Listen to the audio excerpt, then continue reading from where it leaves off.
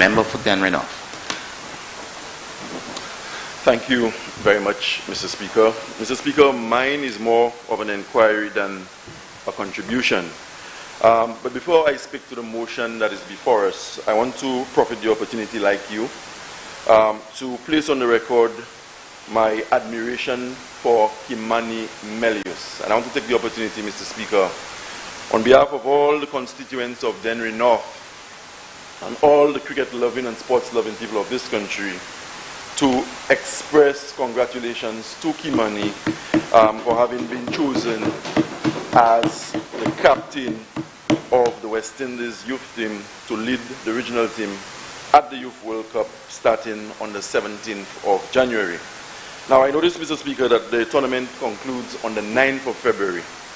And I think a homecoming for Kimani with trophy in hand would be a perfect gift on the eve of Independence 41. Like you, Mr. Speaker, I want to express condolences to a constituent who was also a neighbor who lived less than 200 yards from my house, in the person of Teresa Dixon, who succumbed last week, Wednesday, Mr. Speaker, in a vehicular accident. Mr. Speaker, the OECS Regional Health Project, I think, is an initiative that I support, and I think I can say so on behalf of my colleagues on this side of the House. Yesterday, I went in search of details of this particular project, and there was not much forthcoming until I visited the World Bank site. This project, from what I saw, Mr. Speaker, was approved on the 29th of August earlier this year. And the project aims to improve resilience of health facilities, basically health centers, and I guess to a certain extent, the hospitals. And I think this is a welcome initiative, given the ferocity with which hurricanes are battering the region nowadays.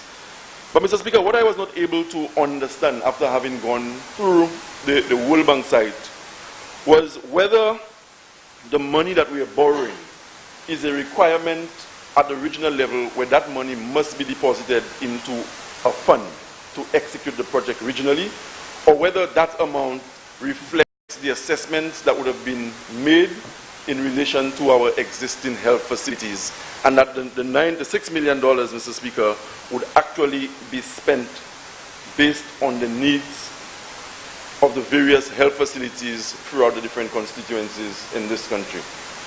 I was not able to come to an understanding where that was concerned, Mr. Speaker, and I think this is something that the Prime Minister or somebody on the other side would be willing to explain, just to help me clarify that particular aspect. But as I said, Mr. Speaker, I think this is a welcome initiative, and quite apart from looking to strengthen the infrastructure as it relates to health facilities, but there are other components, as detailed by the Prime Minister, that can only augur well for us at the sub-regional level.